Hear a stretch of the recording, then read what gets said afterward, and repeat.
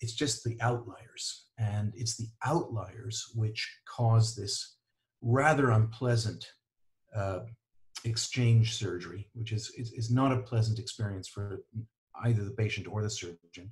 And it certainly means more sacrifice to endothelial cells. And it's just something we'd like to try and avoid.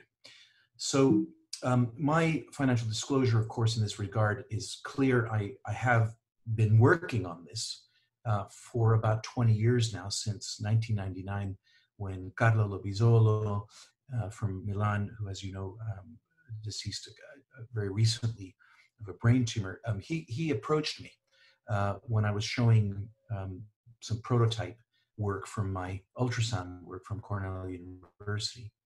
And we worked together for many, many years. In fact, a lot of our work was quoted in the 2004 FDA Ophthalmic Devices Panel meeting that led to the approval of the ICL in the States.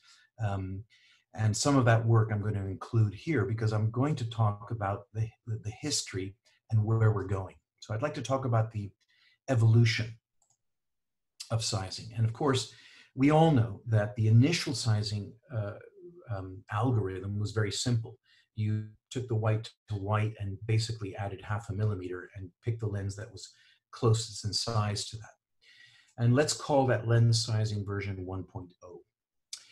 So, of course, with a bit of more insight, and STAR has upgraded their OCOS website to include other factors that add to the predictability of which lens to use. So obviously the size, the power of the lens is going to be related to how much it bends.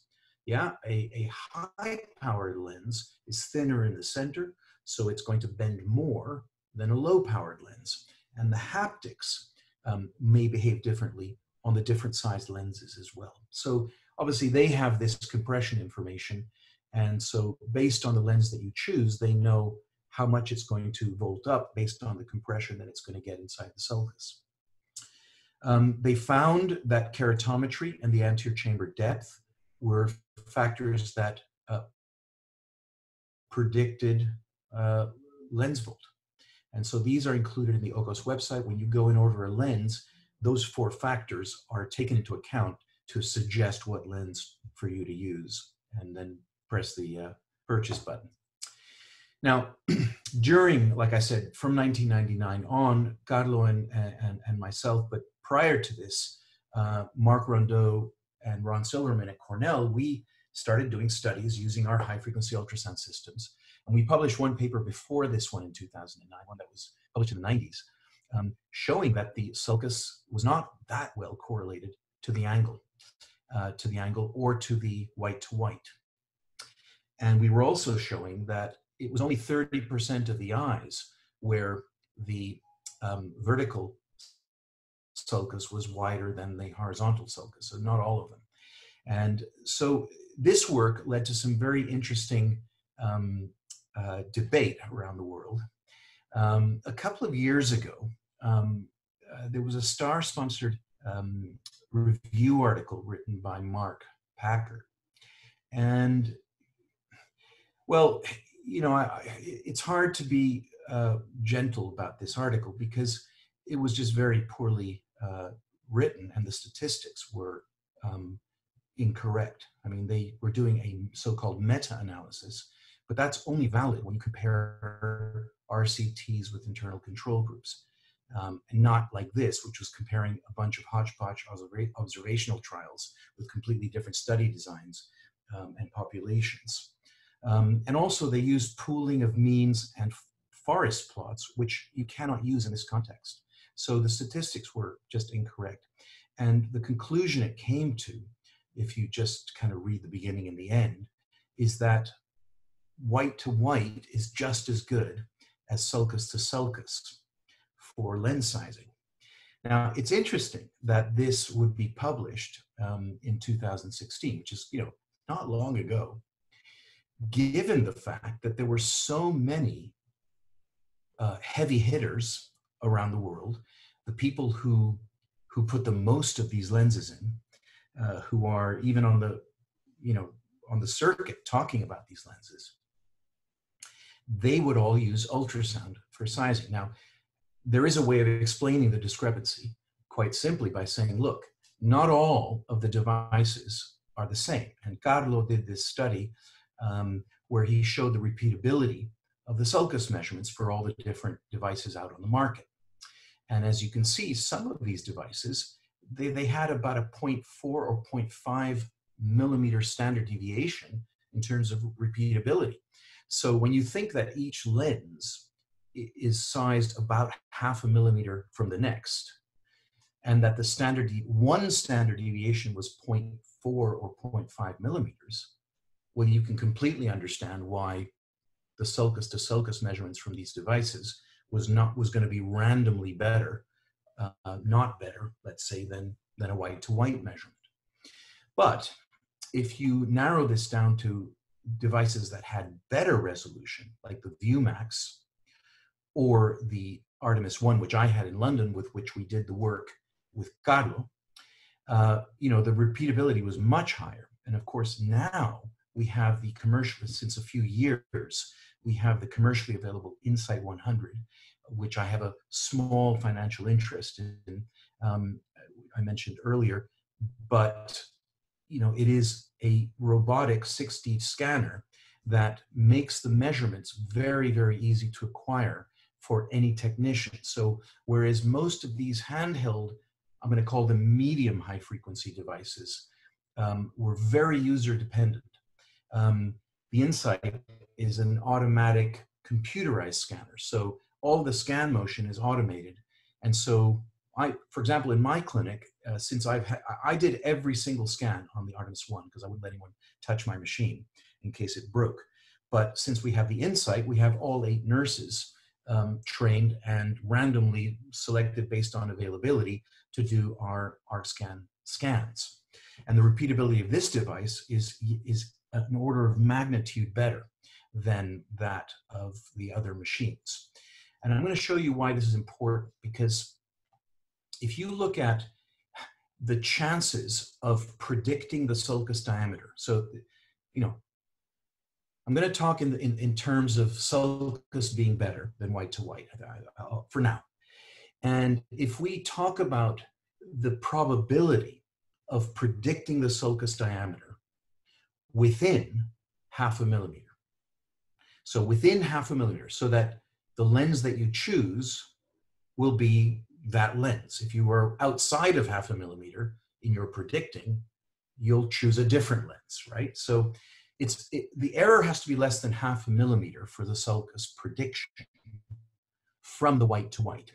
And what we found in our published study, which was back in 2009, God, it's over 10 years ago, is that your chances of having an error of more than 0.5 diopter is 38%, so 0.5 millimeter is 38% if you're just using the white to white. Now, at that time, there were a lot of people using the Visante, which was the first anterior segment OCT device. And it was said that if you just use the angle to angle, you'll get better prediction of the sulcus. And you know what? It was better. But you still had a 32% chance of predicting the sulcus with an error greater than 0.5 millimeter, and therefore choosing a lens that was outside of the one that you should have.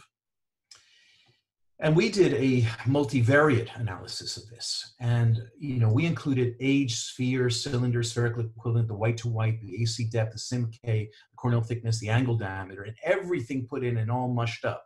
In the regression analysis, the only 2 terms that survived were the AC depth and the angle diameter.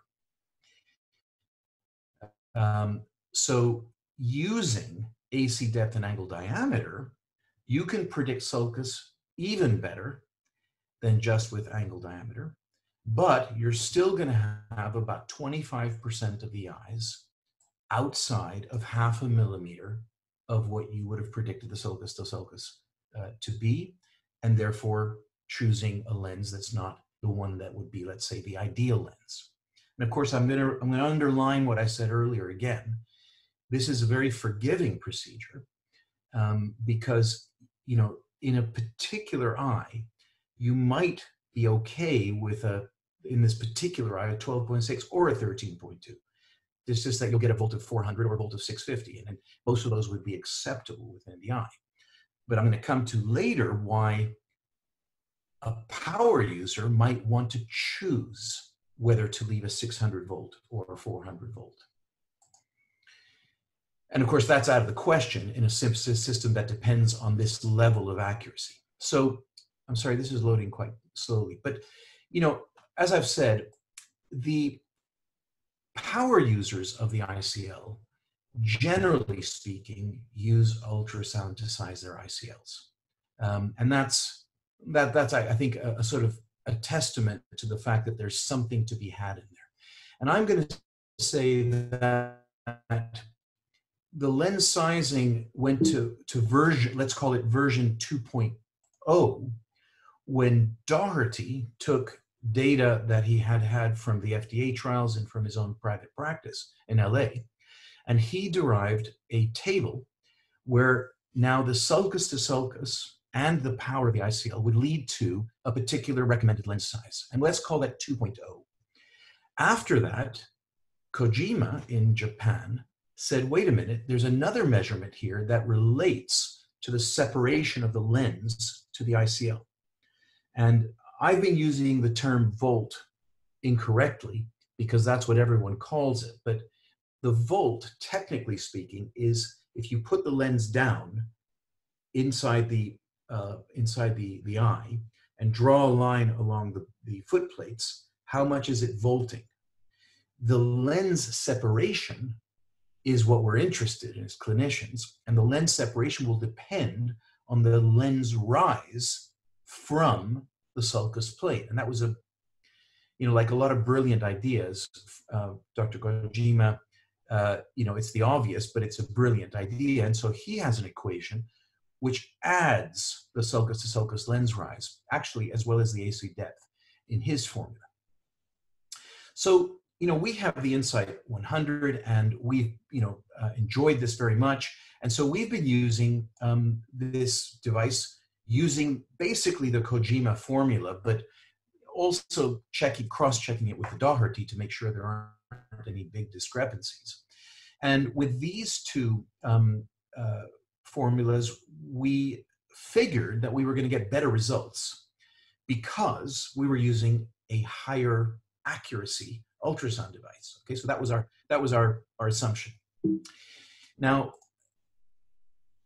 what we did was we ran, this is from the time that we got our Insight, our final commercially available Insight. And we started using the Insight to size our lenses. Here's the range, here's about 40 eyes that were done. And we ran them through our ultrasound, but then we went and retrospectively went back and looked at as many dimensions as we could imagine we could measure from the device. So here's an ultrasound scan of a pre-op. You can see how beautifully you can delineate the ciliary body and the zonules. Here, this is the anterior zonule, and here's the main zonule. And you can, for example, we said, let's measure, obviously we've got the white to white, we've got the ICL power because we've refracted the patient. We're trying to find the size.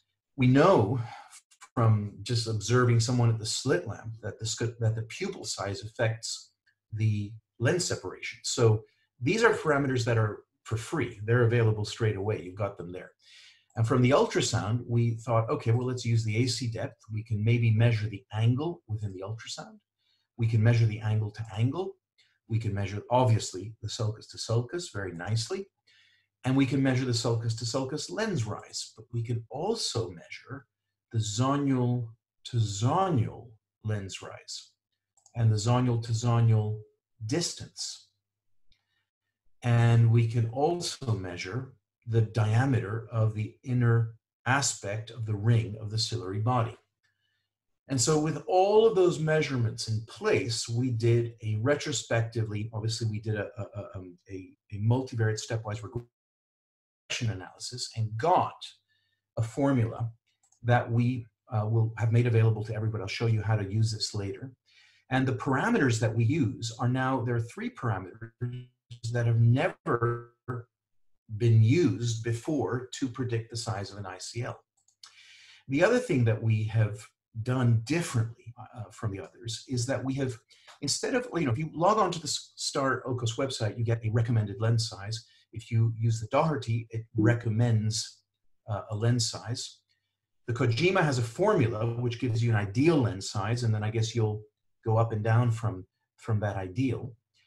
But we thought of doing this differently. We thought of providing the users with a, sorry, the response time was a bit slow here. We thought of providing the user with a predictive volt for each of the available lens sizes. In other words, you have a particular eye, and you put the parameters in, and it tells you that if you put in a 12.1, you have a predicted lens separation of 506. If you put in a 13.7, it's a predicted of 1100 microns. So this is a very good example where you might have a young patient who has, this is the Saldivar principle, which I'll talk about later. You might have a young patient in whom you want to have a higher lens separation because they have a big anterior chamber. Or you might have an older patient, a 53-year-old or something, or 43-year-old, in whom you'd rather not 700 micron because they have a 2 point. And so giving you the predicted volt or lens separation for each lens, we think is a lot more useful. So what did we do with this? The first thing we did for this is to say, well, let's look at the results that we got with our device, with the Insight 100, using the Kojima formula. And then let's see what would have happened if we had used our new model, our new equation for those eyes. So these are the results that we got using Kojima and Doherty. Well, we got a mean of about 500. Well, that's understandable. We're usually aiming for 500. And the range, the highest to the lowest, was about 700 microns. If we look at how the other formulae would have predicted the volt, we see that the STAR tends to oversize. And we all know this, right? The OCOS website, often we will have to go down a size from what is recommended, and people have different ways of doing that for themselves. But essentially, the STAR tends to be a little over usually. And as you can see, the Doherty and Kojima were fairly much the same as ours, which was, and also what was a little bit disappointing for us was that the range was kind of the same, even though using a much more accurate ultrasound device than either Doherty or Kojima. So that was, a little disappointment, but, success is built on failure. And so we carried on because that was using their formulas. Now, if we think about what the model would predict if we did a leave one out analysis, and leave one out analysis is a way of testing a model with your retrospective data. And the way you do it is you do your modeling and take one of the eyes out and do the modeling, and then test that eye inside the model. And then you remove the next eye and build the model, and then test that eye inside the model. And so you basically take one eye out each time, build a model, and then you average the result that you would obtain with this leave one out method. So we did this, and the model predicted that the interquartile range, that's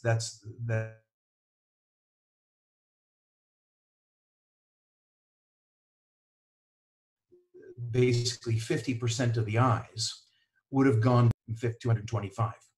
So as you can see, a much tighter predictability of the volt. And that's the model prediction. So obviously it's not real because it was based on the data that we already had built the model on. But nevertheless, it's a useful exercise because it gives you an idea where you might be able to go with this. The other thing that was interesting, just analyzing our population that we built the model from, was that when I looked at the histogram of which lens size we were choosing, we noticed that we were more often picking the mode was actually a 13.2, but the mean was obviously somewhere in the middle between 12.6 and 13.2. So that was interesting. And so we thought, well, wait a minute. What if there was an actual ICL made by STAR that was the mean size of the population? Because at the moment, they're not making one. That's the mean size of the population. But let's say there was. And what size would that be? Well, I don't know, but let's just put it in the middle between 12.6 and 13.2. That would be 12.9. And then we ask ourselves, if a 12.9 had been available, how often would we have chosen it in these eyes? And the answer was 35% of the time we would have chosen a 12.9. And notice how now the distribution is fairly symmetrical. So perhaps the predictability of the ICL will be even better if we were provided with a size that was closer to 12.9 than 13.2 and 12.6. So somebody's drawn something across my screen there. I don't know whether I can I control that? Anybody know about this? This line that someone's drawn here? No? Is anybody there? Am I all by myself? Can I add some feedback? Are we online here? Hello? I'm getting a bit worried here. Should I be stopping? That's fine then. Okay. I suddenly thought I was all by myself and the connection had got cut off or something. No, everything is fine. Okay, very good. So someone is drawing a line across my screen, which I think is... that was probably you with the cursor, but I cleared it. Oh, you cleared it. Well done. Can I draw lines? I'd like to draw lines. I like to draw. You can, but where's my palette? All right, well, never mind. Okay. So let's go to let's carry on then. So here we are. So if we had had a 12.9 lens, and we had used the 12.9 in 35% of the eyes, what would have been the predictability now? And the model predicts now that the interquartile range would have gone down to 185. Wow. Okay, so it tells us that using a mean eye instead of having to quantize up or quantize down would be a great idea. And let's hope that STAR is thinking about this now. So what did we do with this? So, and I'm taking you through this story historically because I'm going to tell you what we've done and what we think is now the future. So this is all getting up to the past. So last year when we had this formula, we said, look, we need lots of eyes to make this more robust. And we basically put up the website iclsizing.com. And anybody can go to this, and there's obviously no charge for it.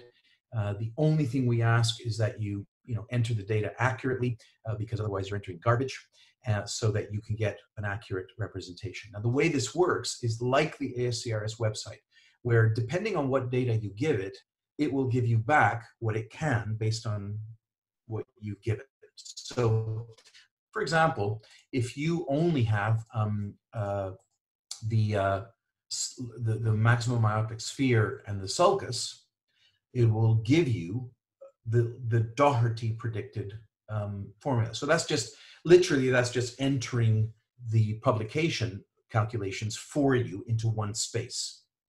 But if you can enter more information, so like if you can include the Kojima information, the anterior chamber depth, the sulcus to sulcus, it'll give you the Kojima. And if you enter all of the information required, then it will give you the London Vision Clinic nomogram that we've got. And it will, and for example, the Nakamura is in there as well if you enter the anterior chamber width measured from scleral spur to scleral spur with an OCT. So you can have a one-stop shop and print this as a nomogram for deciding. Let's just go back to one of the things I said earlier I'd like to underline, and that is that this technology is amazing. Clinically, it's amazing. So we're correcting up to -18 with 4 diopters of SIL, and the results are incredible. You have basically practically every eye is at least 90%, 89% of these eyes are either the same as their glasses pre-op or better.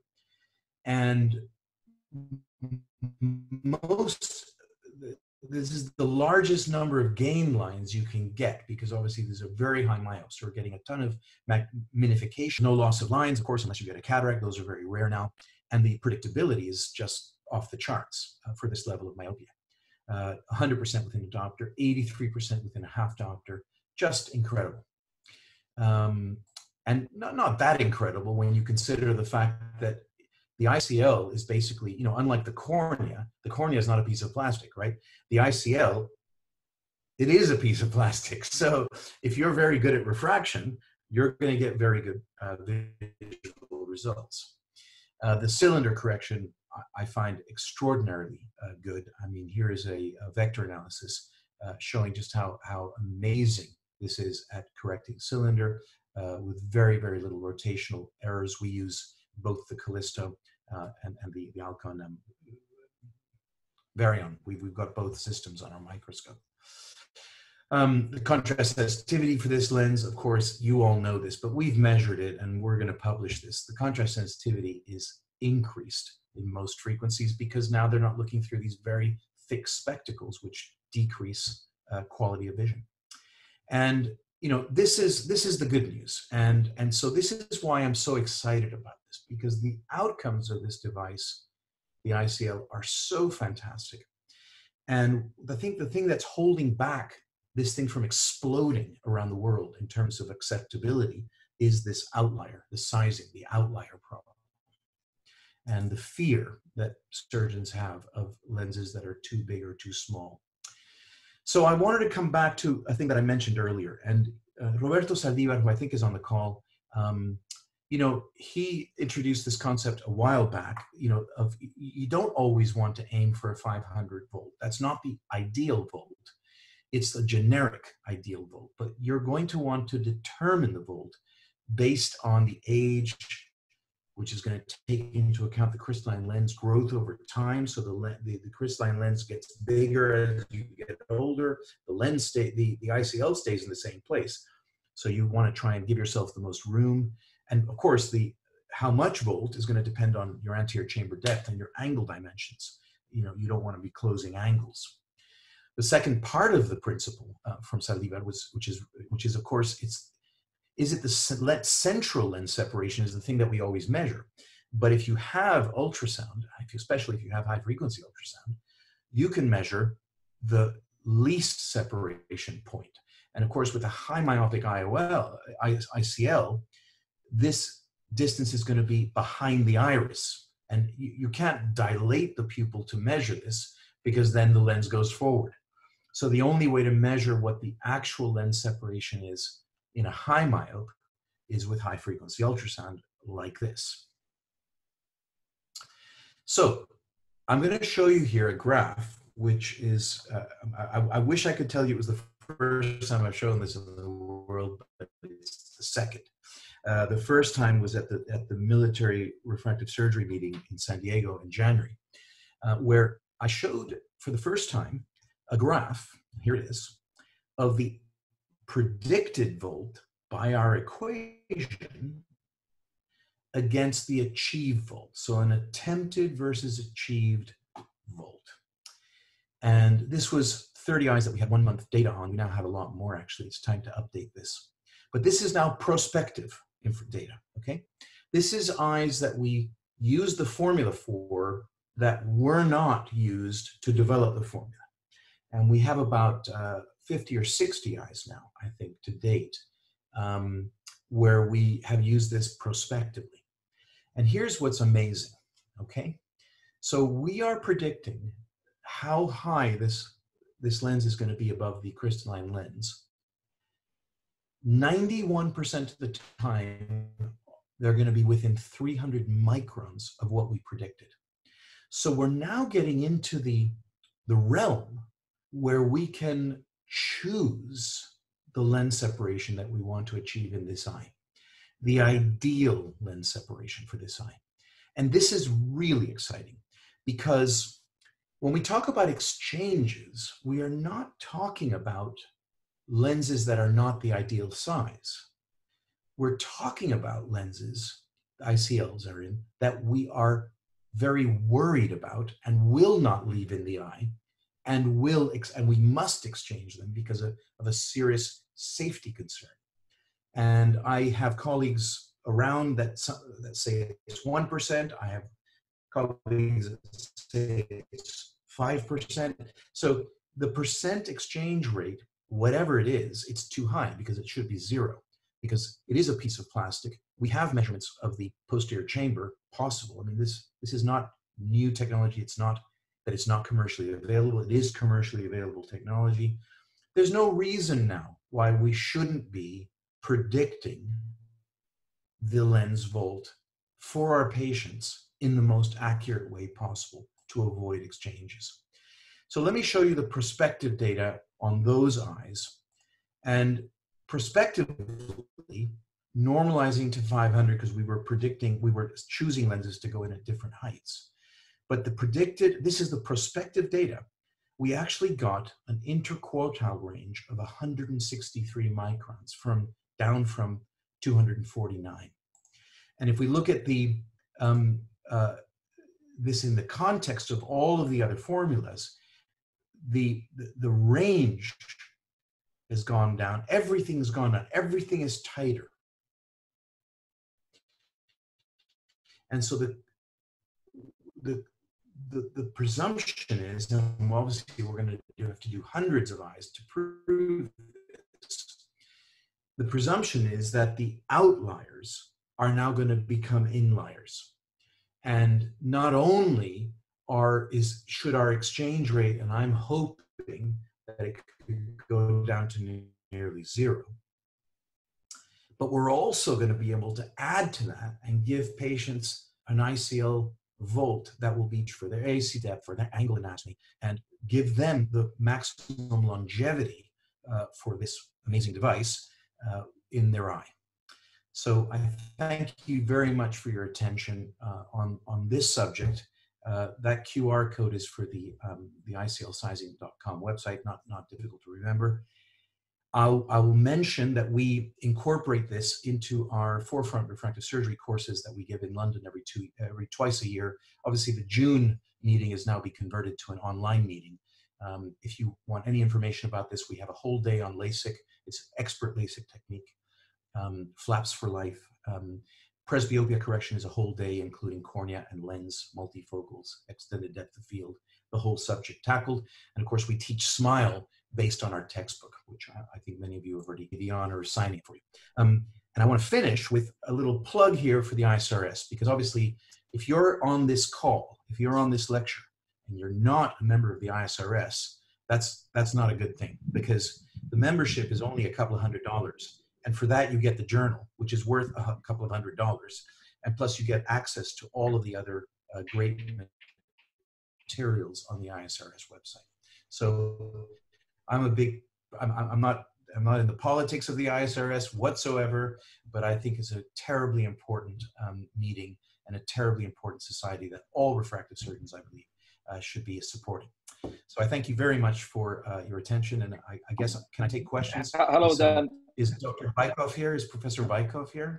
Dan, yeah, he is there. Great.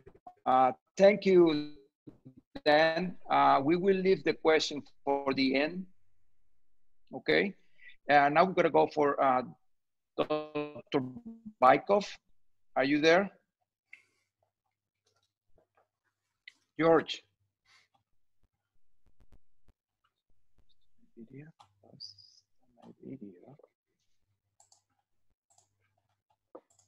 Dr. Bykov, you're unmuted. You can speak.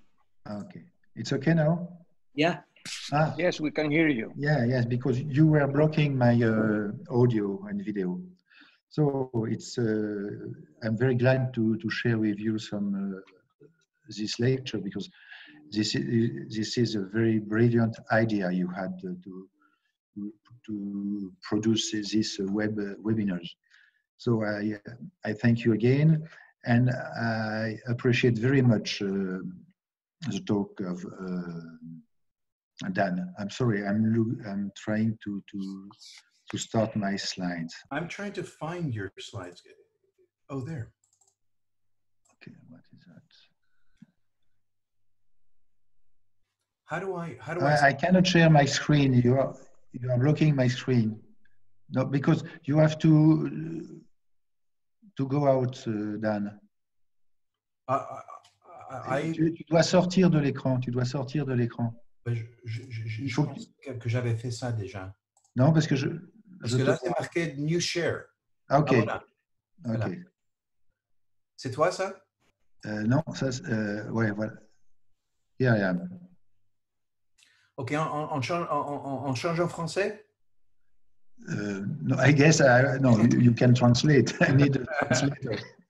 But okay, I will go on. I think that you're in, George. Okay, your presentation is on the screen. Everybody can see you now. Okay, not my audio, but you hear me. It's okay. Yeah, we can hear you very, very clear. Okay. Well, thank you, Dr. Baiko, for accepting the invitation. Thank you for you. Please go ahead. And as I mentioned before, the questions are going to be at the end. Okay. So go ahead, George. The talk of Dan was brilliant. He knows that we have some different ideas about the scanning of the anterior segment. So he's very in favor of the Artemis, and I am also still very in favor of the OCT. I started my work in 2001. I guess I was one of the earliest surgeon to use the OCT for anterior segment and for phakic IOLs, because at this time I was in the anterior chamber. But when I started my study, I kept in mind that the posterior chamber phakic IOLs could benefit from this technology. And I described in 2001, 2004, the crystalline lens rise, because I observed in Artisan a lot of iris pigmentations. So it was because these patients had a high crystalline lens rise, but at this time, it was measured from the angle to the angle. The baseline was the angle to the angle line. And also I found, and it's important with ICLs, that the horizontal diameter, the vertical diameter was the largest one. It means we believed before, when we see an eye, that the largest diameter is the horizontal one because of the shape of the eyelids. It's not true. The vertical one is the largest one, and it's very important because when we have spherical ICLs too large in the anterior chamber with a very high volt, or they are inserted in horizontally, it's not necessary to exchange the lens. We have just to rotate the lens, and we have 80% will decrease by 0.2, 0.3 millimeters. So it's a very important concern. And at this time, I remember that we have a very big disagreement. So I switched to PCIOL in 2008, 2009, and I approached Star Company because at this time I believed that the OCT could help us. So they support me a little at the beginning, but they did not support me later because the agreement of the FDA was with the white to white, and they did not want to change the official method to measure the ICL. So I was looking for my eyes, and I sent a resident to Oviedo in the Professor Alfonso's clinic, and we did a retrospective study considering the internal diameter A to A, angle to angle, the crystalline length rise with the baseline, which the A to A line, the AC depth, posterior pole to the endothelium, and we introduce the ICL power because the thickness, the posterior shape of the crystalline of the ICL will be different from different between low myopes and high myopes. And considering that, we had a regressive formula, and you have here an example. It means we consider A to A, crystalline length rise, power, and AC depth, and we can evaluate mean vaulting of the lens with the minimum and max with the range here. So the range is about 600 microns, and because we can achieve the predicted vaulting plus or minus 300 microns in 90% of cases. So it was a very good formula. Even it was we did not consider the sulcus. I would like to show you some histology versus OCT and UBM. This is the new anterior from Heidelberg, and you see the angle very well. You see here an histology drawings, the sulcus, and you see here the angle, the sinus of the angle. But what you can see, it's a pigmented line of the iris, and you see that these pigments will is exactly the same line, the same dimension as the sulcus, because this is the end, and I did not perform the work because I have no time, and now I am retired, so I have other opportunities in my life. But I guess with the OCT you can evaluate the pigment diameter of the iris. You see here. But it's not always easy to observe the angle or the pigment line of the iris with different type of OCT. But if you consider that one was the case, this one is difficult to evaluate because you don't know where is really the sinus. With new OCT from Optoview, this is a new one. It's an image from Adil El Malfouti. He gave me that image for this talk, and you see the quality of the image is much better. You see very well the pigment layer of the iris, and maybe it's a good. There is an interim work to carry. If you compare with UBM, depending on the quality of the UBM, the density of the ciliary body is not always very the same. And look to that slide, it's not easy to know where it is really the sinus of the sulcus. So I'm not sure that the sulcus is very easy to evaluate in every case. And if you look to the position, the location of the footplates, of the ICL footplates after surgery, you can observe that they are never in the sulcus. They are again the ciliary body, but not in the sulcus. So I guess that in all this formula, there are a lot of approximations, and the problem and the shame is that only the white to white had the FDA agreement, and I guess it's not correct, because the different types, the different devices of anterior segment scanning, I guess, will give us much better results, either the OCT or the UBM. To conclude, I would like to point out that the quality of the colomer and the quality of this biocompatible material maybe is very forgiving. Thank you. Thank you, George, for this beautiful explanation and a different point of view than Dan.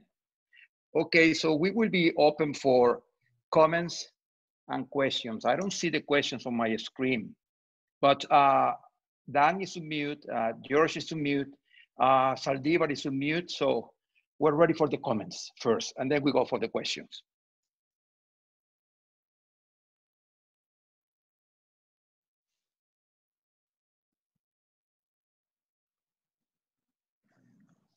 Can you hear me?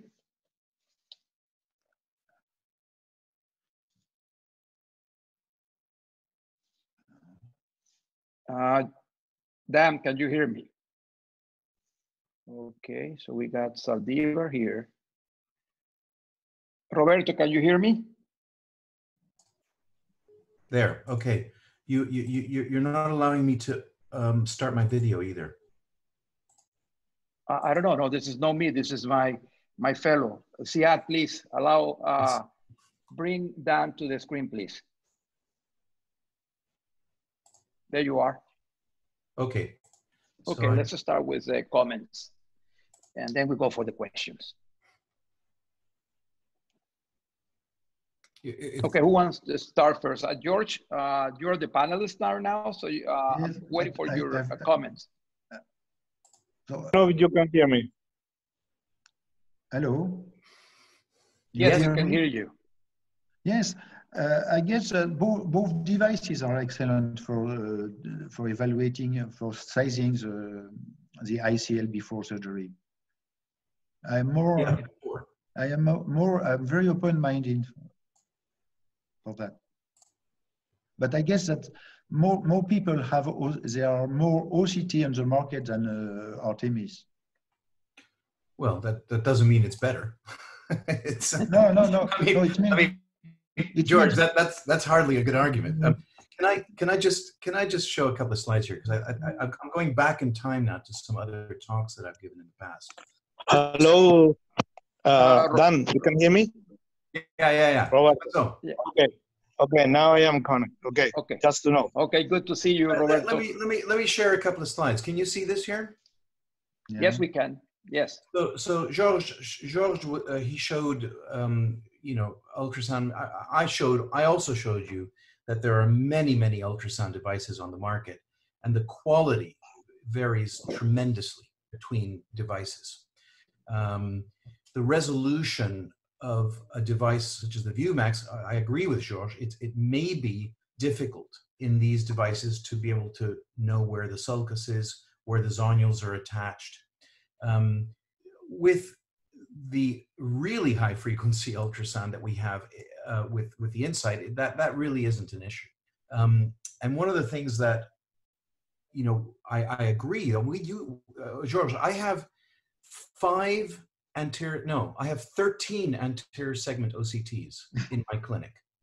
13. 5 from one company called CSO, which is the MS39, which I think is the best. And I have an anterior segment OCT on my slit lamp. So I have my slit lamp, and I have a CSO MS39 instead of the keratometer on my table. So I believe in OCT tremendously, but it only gives us information from the middle of the ICL. It does not give us information behind the iris. And you pointed out very well that the position of these haptics and foot plates are not always where you think they are.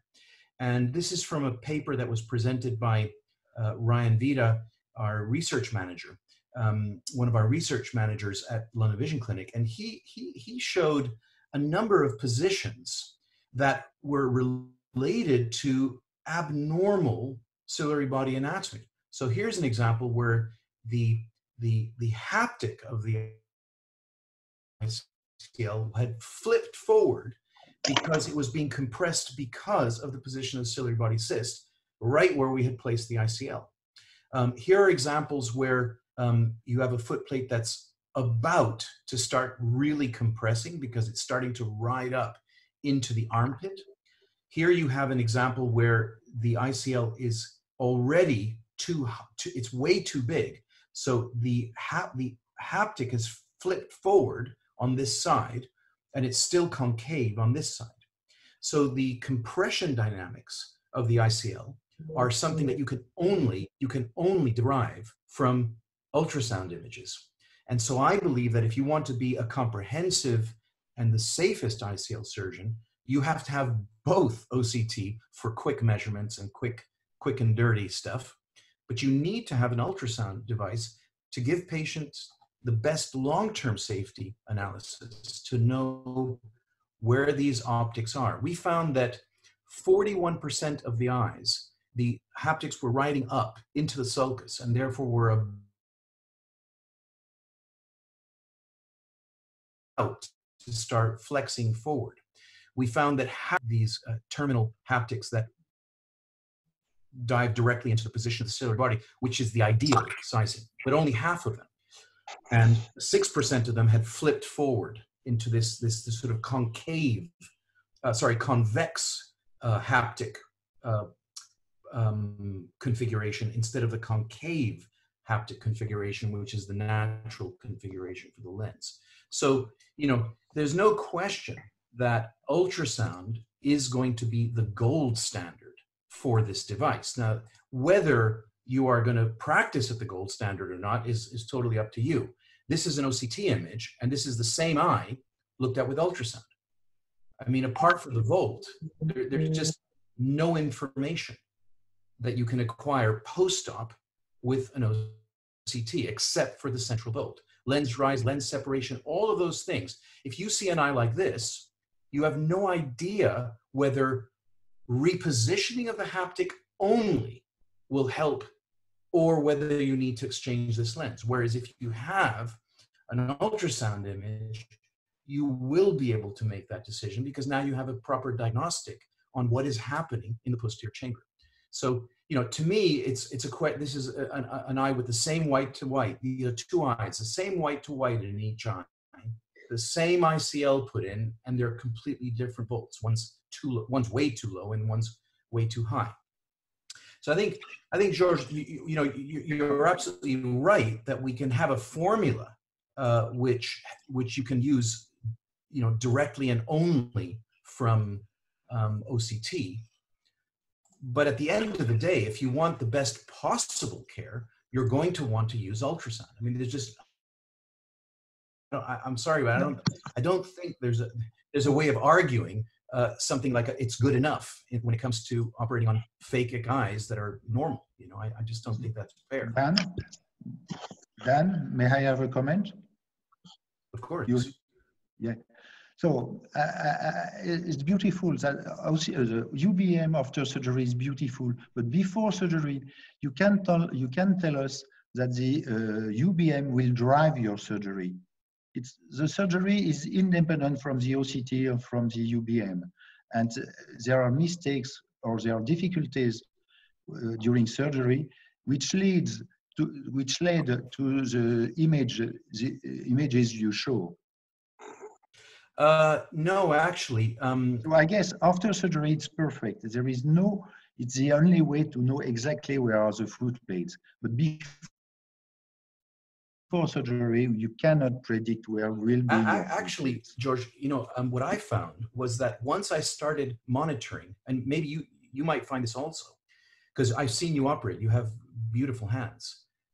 Once I was monitoring the position of the haptics after surgery with ultrasound, I started to be able to modify my surgical technique so that I was much better at getting the haptics and the foot plates into the lower position where they should be resting. And I found that the ultrasound was an excellent feedback system to make me a better ICL surgeon. Because as you say, there's a slight randomness to where these foot plates are going to end up. And some of it is not random. Some of it is technique based. And I have to say that the ultrasound systems, the ultrasound feedback that I got helped me be a better ICL surgeon. May I make a comment? Yes, go ahead, Roberto. Yeah, it's the first way that we sizing ICL was in the 93, and we used it white to white. It was almost the only way that we can measure something. And of course, when Lovisolo and other people try to push ultrasound, we go and to buy different ultrasound to measure sulcus to sulcus. That was the first thing that we tried to measure. The problem that we have at that time is two. First, we measure sulcus to sulcus, and second, it was very difficult to take 2 times the same measurement as Dan Reinstein showed in the feasibility of the instrument. That means even that we know that the lens go, at that time we think at the sulcus, we measure very bad. Then the predictability between white to white and sulcus to sulcus was exactly the same because it was not precise. To make the story short, angle to angle, as George mentioned, is better than white to white and maybe better than sulcus to sulcus.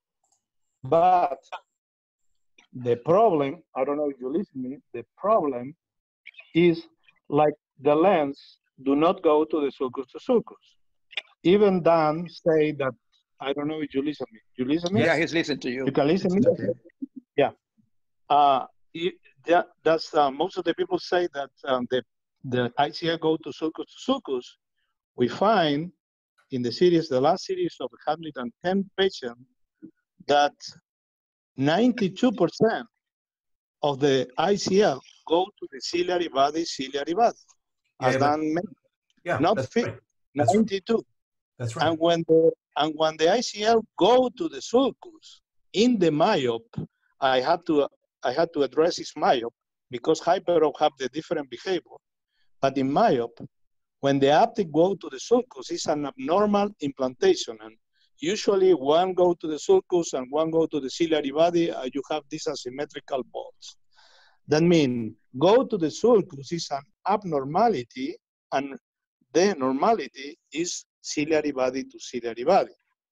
Now, if we think that the ciliary body is the normal place for the ICL, then we have to measure ciliary body to ciliary body, as Dan said. With this, okay, go ahead. Roberto, I think the important thing to understand is that we know that it's very forgiving. I mean, we know that most eyes, you can put 2 lenses that are next to each other and both of them will not need exchanging. But the question of how far, can you see my screen here? Yes, we do. So how far, look, this is not a horizontal scan. Remember, the foot plates are about 20 degrees up and 20 degrees down from the midline. So when you look at a high frequency ultrasound scan in the horizontal, you're only seeing the haptic up to here. You're not seeing the foot plate. So the end of the haptic should be somewhere in this space here over the zonular area. Because if that's the case, the foot plate is going to be starting to go up into this ciliary body sulcus area. When the foot plate tip hits the armpit, that is when any further compression, if the eye is too small, the concavity of the haptic will flip into a convexity. And that's when you get these bizarre sort of tilted lenses, because the lens itself is flipped forward, if you like. So, okay, yeah, Dan, it's perfect what you say. Instead, I try to explain later, but you go and do it again early. Usually when you oversizing, the problem that you have is one of the optic try to flip, and this is what you get. Right. And this is what really happened. This is exactly what happened. And the flip point of each ICL, depending on how stiff it is, depending on its power, and depending on which size you're using, depends on the size of the eye you're putting it in. And you can have a situation where you have a 13 point, you put in a 13.7, and the thing is way too high. It's 1.2 millimeters in volt, and you exchange it, and the 13.6 is only at 650 microns. Now, usually going from one lens to the next changes at about 2 to 250 microns. So it's the flipping that causes a totally abnormal result in terms of lens separation. And understanding, staying away from the flip point is important. Yes, yes. To finish, I agree with Dan that ciliary body to ciliary body at this time is the most reliable measurement, especially with the art scan. I don't have an interest. I think still we had to do a lot of work to refine more, but at this time is the more precise system.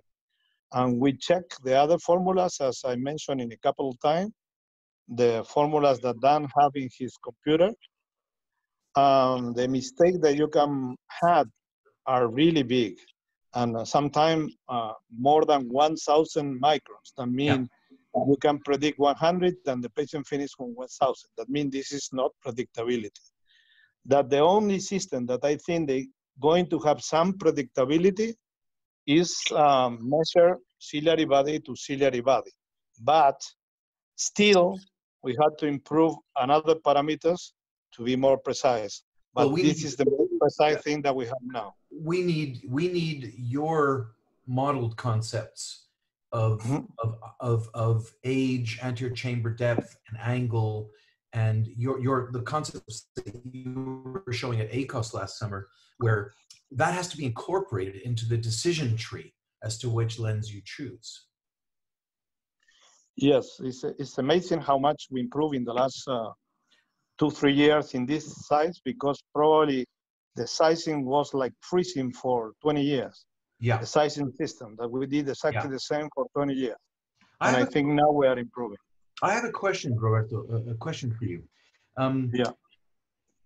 OCT, intraoperative OCT. I know that you've been using it, and I know you've put in more than 25,000 ICLs, so no one has done more guessing than you in the past. And now you've had this intraoperative OCT. Tell us about whether it's given you it's helped you at all, because obviously the intraoperative situation is quite abnormal. It's not really a physiological state. Yeah, no, there is a big correlation between intraoperative OCT and a 1-day vault. That means correlation between 1 day and intraoperative OCT is really a big correlation, and it's a very big measurement. Of course, there are some outliers. Usually, the most surprised are people who do not have any vault in the operating room, but very few, and they get some vault in the media in the next day. But usually, it's very useful for hypervault. That when you find a very, very high hypervault in the operating room, it's very difficult that you don't find it, and it's very difficult that you don't find it next day. Okay. There is a big correlation, and also it's very useful for avoiding very high hypervolts. Okay, well, that's interesting. What about, I mean, obviously in our experience, the 1-day volts are usually 200 to 300 microns lower than the final volt. Is that your experience? No, depends. Do you use myocol after the surgery or not? We use myocol at the end, yeah. Yeah, this is modify all the thing. I don't use nothing, and the correlation between 1 day and 1 month is very close, very close. Even 1 year, 1 day and 1 year is very close. If you don't use any meiotic. Meiotic modify the refraction, anyone. If you use meiotic, you modify the refraction, and also you modify the ball. So you're happy to leave the edges of the lens inside the pupil edge? I do this the last 10 years. I mean, you can calculate how many eyes. I won't feel 15, comfortable 000. doing that. Jose, you feel comfortable doing that? No, I don't. Why not? If I leave the pupil dilated, you might have the surprise next day to be pupil capture of the optic of the ICL. So I usually use my optic after I finish my surgery. Jorge? May I put a topic? Yeah. Dan, you only can capture the pupil if you oversizing the ICL. That means when you are more comfortable with sizing and method and you are more expert, you never capture the pupil, never. Exactly. That's the only time that you capture the pupil is a very oversizing ICL. Then there is a compression and usually the capture was in the superior part or the inferior, just so positive. But it's the only way. So when you use your OCT, what is the method that you use to prepare the eye before you make the measurement? Like what is the measure of what? Like what do you do? Like you put the ICL and you're finished putting it in. Okay, you're finished. Yeah. I clean the viscoelastic. Clean the viscoelastic. It's almost finished the surgery, and then do the measurement in the OCT. I have a caliper that I can measure center and even in the shoulder of the lens. Right. That's I measure and I measure directly. Because you know that I have what is my ideal pole for this patient, I try to be as close as they can. If I am inside this area, I don't do nothing. If I am not in this area,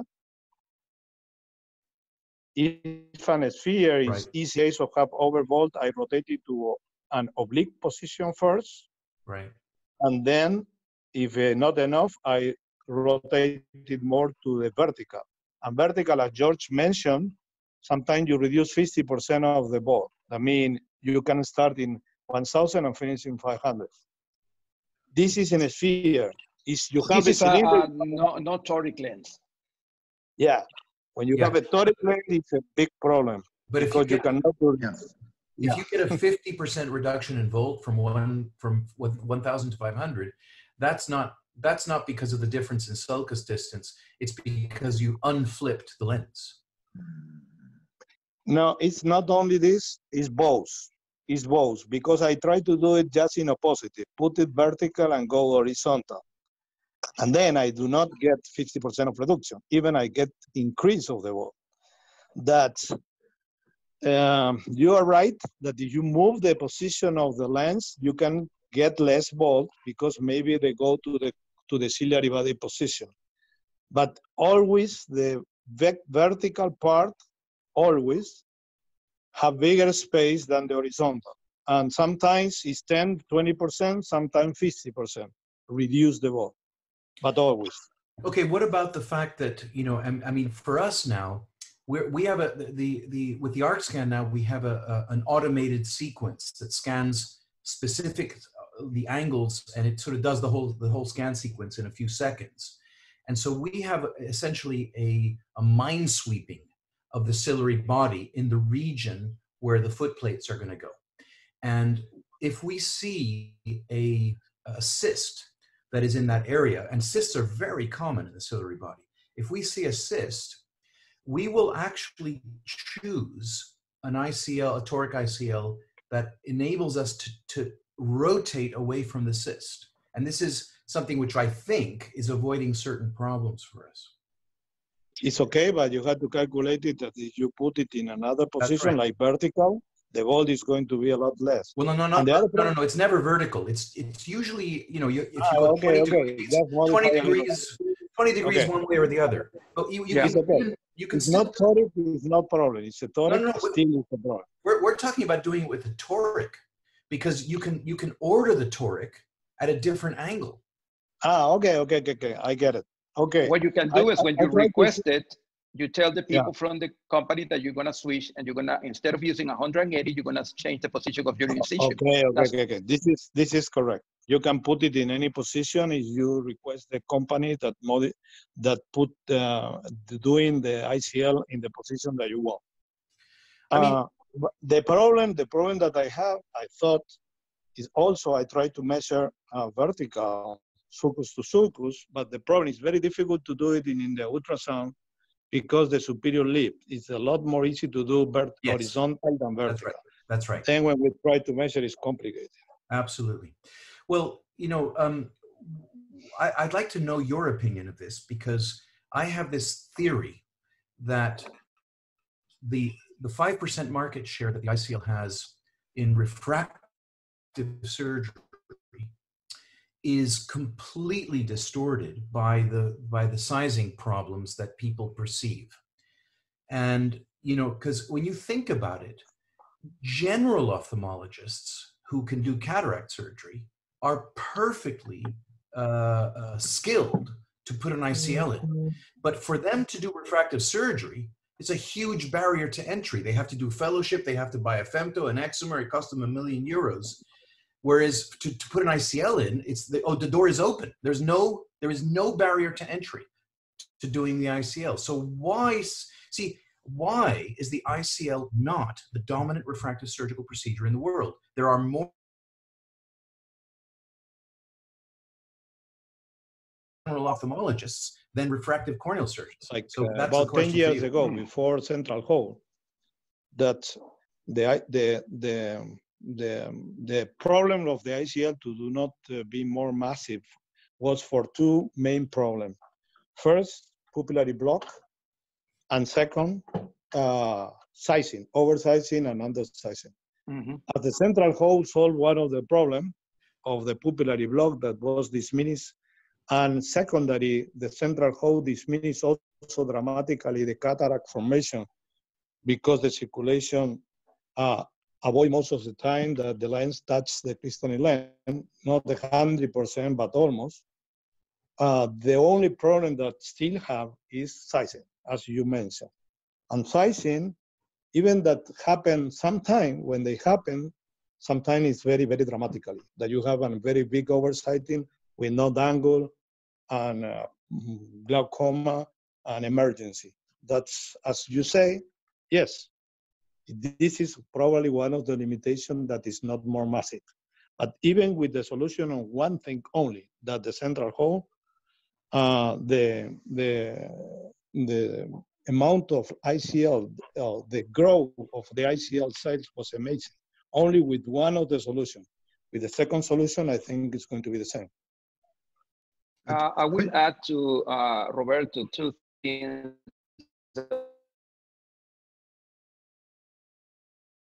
People sometimes are afraid when they do fake cataracts, which I think that is, as mentioned by Roberto, we're going to see less and less and less the more we use the aquaport. And the second is the endothelial cell loss. People is afraid when they're using any fake IOL, they're afraid of the endothelial cell loss. But question to Dan. Jose? Dan? What is your rate of LASIK or SMILE? In our clinic, 1.3% of all of our surgeries is ICL. Yeah. It's so nothing. You answered your questions. No, George. It doesn't answer my question. In fact, it is a proof of my query, because STAR markets the ICL to refractive surgeons who have excimer lasers. If you have an excimer laser, if you have €1 million of technology sitting in your clinic, and you can do a -6 in 8 minutes bilaterally, and it heals in 3 hours, of course you're going to use your excimer laser. But 99% of the surgeons in the world, of eye surgeons in the world, don't have €1 million of technology sitting in their clinic, but they do have the skills to do cataract surgery.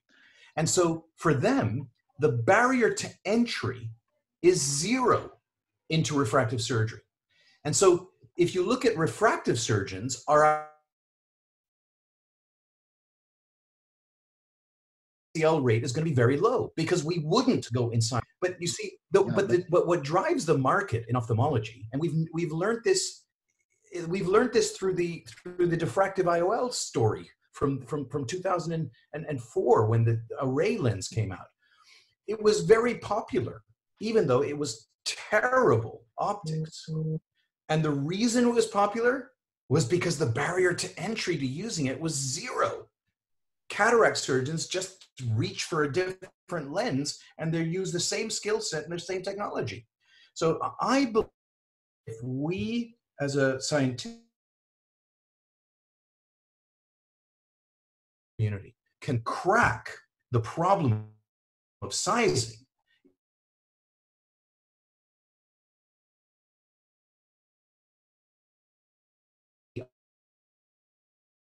common procedure in the world involved in delivering it. Not because it's better one way or the other, but because that's what the market forces will do.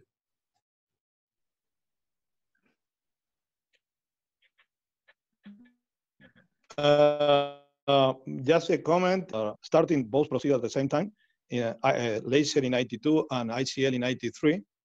And ICL is, at this time, 60% of the laser number. I mean, it's very considerable if we consider that I do not perform low diopter of myopia in normalized without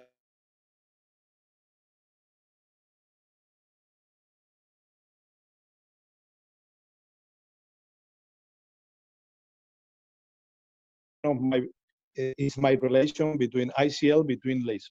Very, very, very competitive.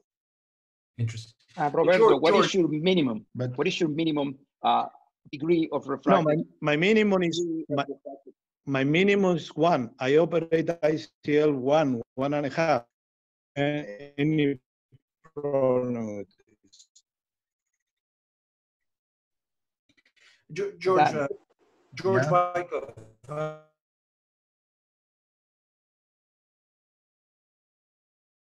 and I just wanted to, I made a note here. I just want to make sure. I think you said that using the anterior segment OCT with an angle to angle or a pigment is the same accuracy as using sulcus to sulcus predicting lenses. And I think I'm going to, I don't mind, I disagree with you. I said that my predictability was 90%. Look, better than white because it's more anatomical. But I can show you eyes after eyes where the angle is bigger than the sulcus and the sulcus is bigger than the angle. And it can be, it's quite random. And the correlation's not that good. So but the problem is we're still talking about sulcus. No, that's what I was, okay, so that was what I was going to say. And this is a big mistake. No, it's not a mistake. My next sentence was going to be, version 2 is sulcus to sulcus. Version 3 is inner ciliary diameter, which is what we found a year ago when we started to present around the world. This inner ciliary body diameter is powerful. And the thing that I think is would be interesting to know is if more and more people can use this formula with the inner ciliary body. Rice, take it from the angle to angle, and rice, take it from the sulcus to sulcus.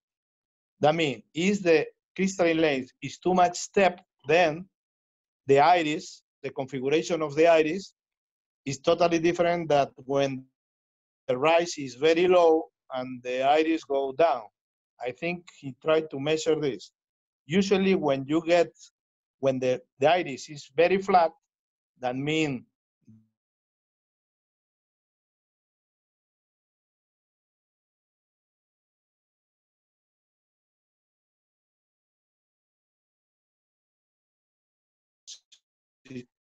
then positive.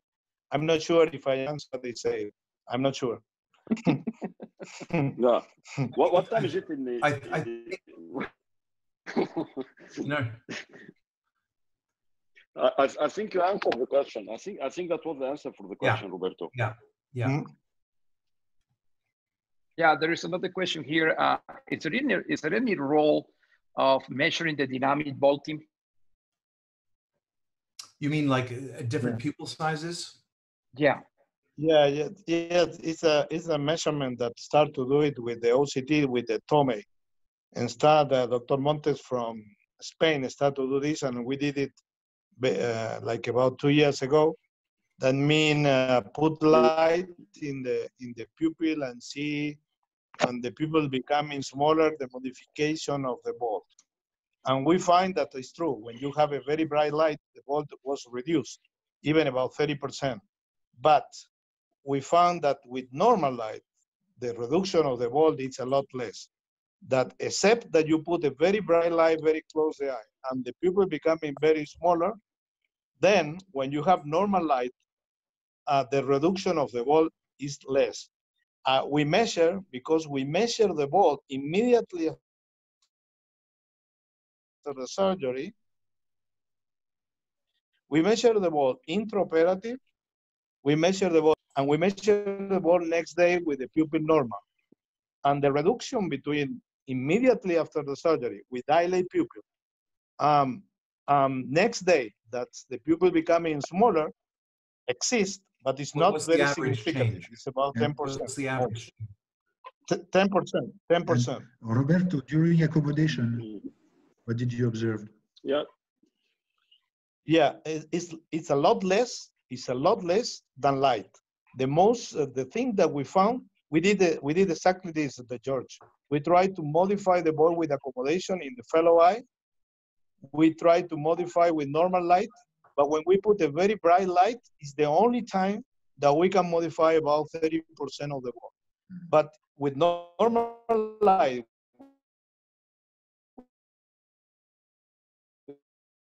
with accommodation, we cannot modify more than 10%.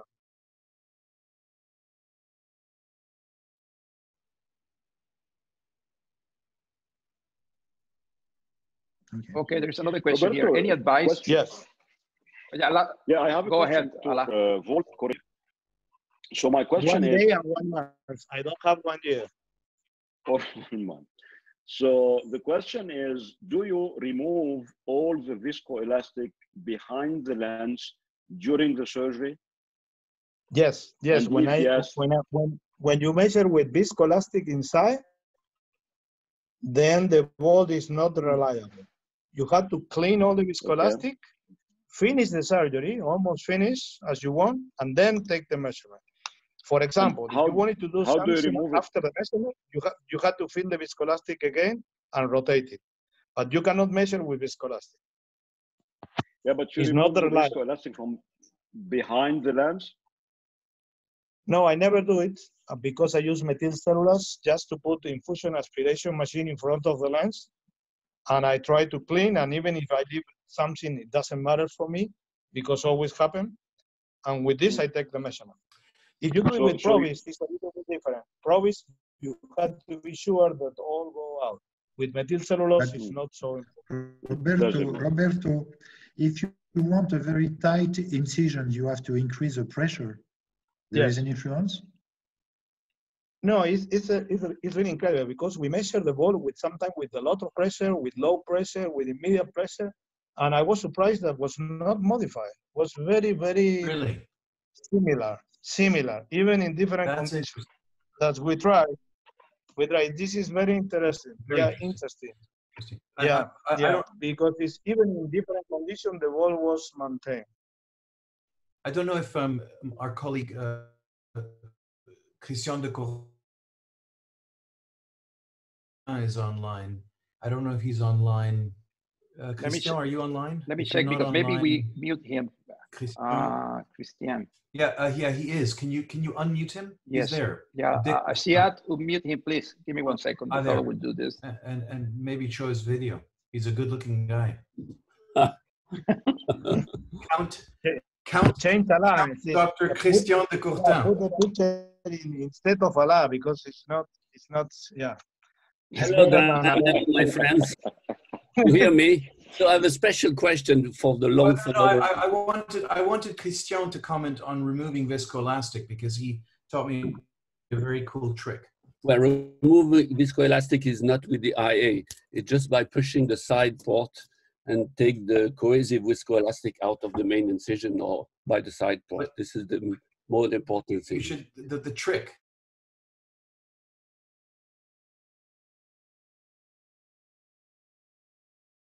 Put on the aqua port just to flash out the viscoelastic out of the. It's amazing. You put the 27 gauge cannula with your VSS into the aqua port, push, and you can just see the viscoelastic just disappears from behind the lens. It's beautiful. This is interesting. I have just a question. So Robert, you hear me? I agree 100%. It's working good. Yes, very good. But the only cataract that I saw in my life with the aquaport was with a patient done in Italy. I don't know where. that was done because the people cleaning too aggressive with the aquaport and they produce a central Right. opacification. It's the only real patient that I see with a real cataract. Yes, Or depend also on which viscoelastic they use, okay? So yeah, they had to be very, very gentle. So I have one question for you, because you have the biggest experience. Comes with the sizing of the ICL and the vaulting of the lens. Okay, all the thing that we're doing with aging is a little bit theoretically, because the only reference that we have is like we think that was reduced 10 micron per year, and the crystalline grows, and all the thing. But in reality, we don't have good measurement from the patient that we did it in the 90s, because we have the only measure that we have is with the shine, and it's not precise like OCT.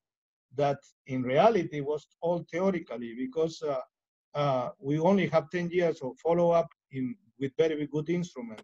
Because during the 90s, the only way that measure both was by eye, like calculation, or by shine flow. And shine flow, we cannot measure how much microns they have.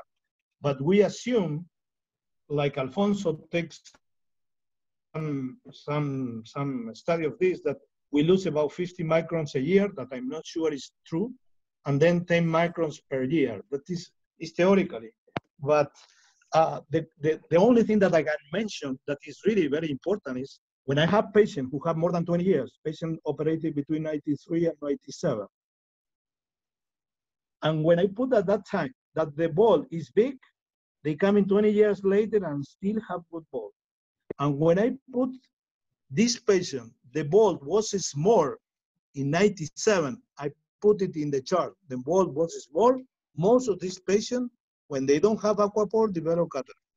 That is really, the ball that you get is really going to remain many years. Okay. I'm not sure how much, when it's going to disappear.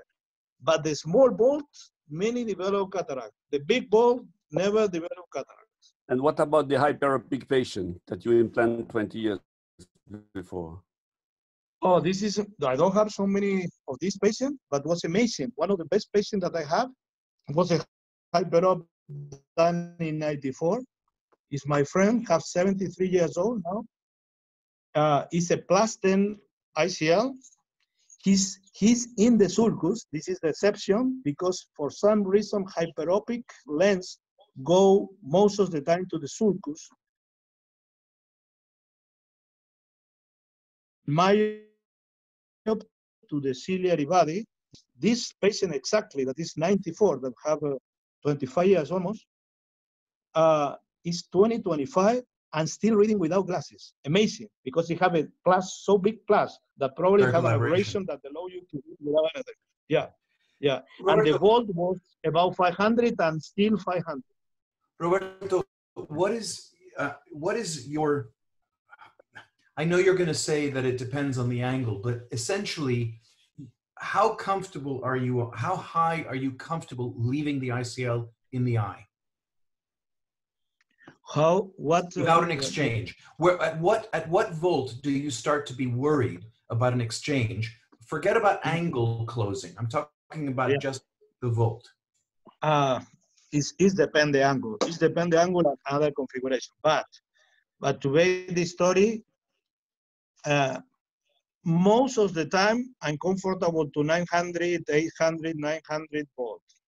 There are some patients that still I comfort with 1,200. And I show in some meeting a patient who have 4 millimeter of anterior chamber and an angle of 55, and with 1,500 volts still have 35 angle. Yeah. But this is exception. I don't want it to confuse the people, because how narrow are you happy to leave an angle?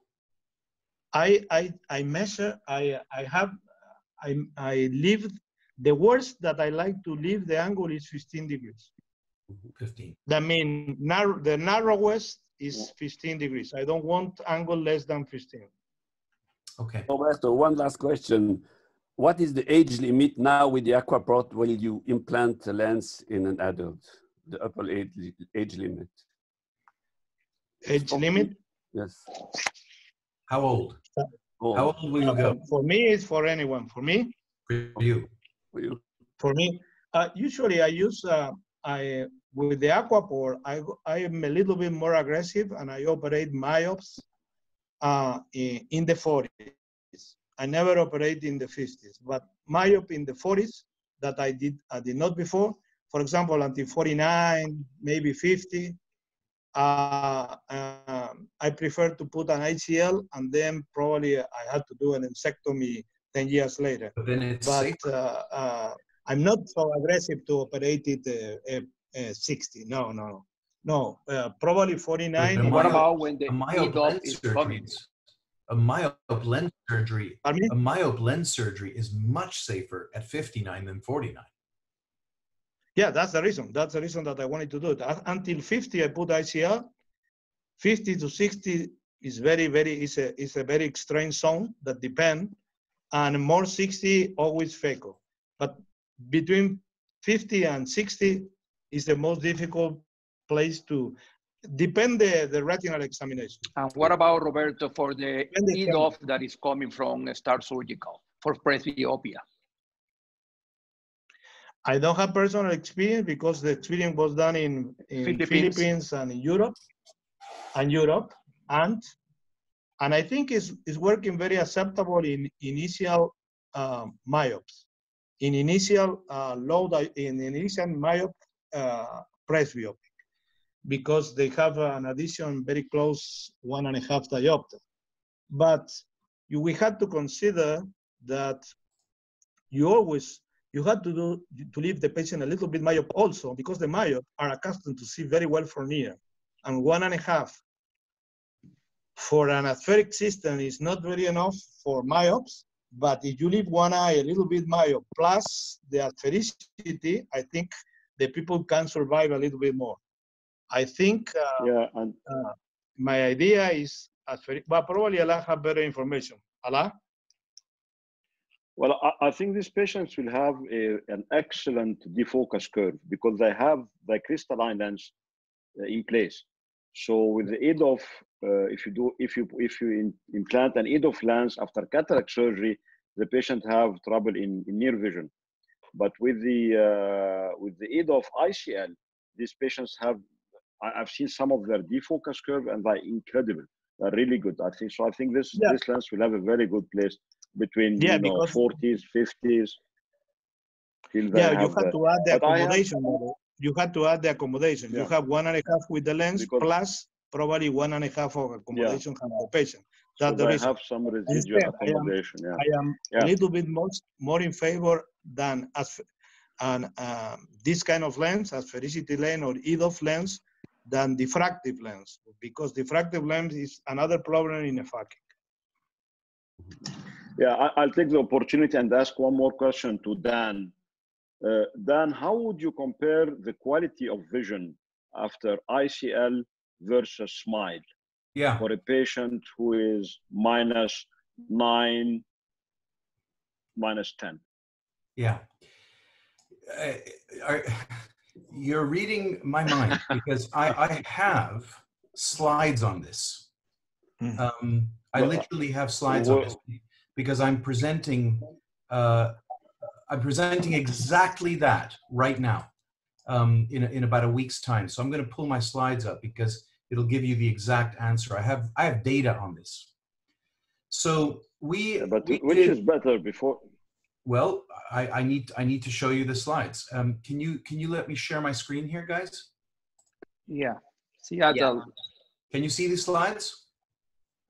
Not yet. No, I see your face, my friend. Oh, you only see my face? Okay. Let me see if I can. Oh, share screen. That's right. Okay. There. There you are. Okay. Very good. So let me share this with you.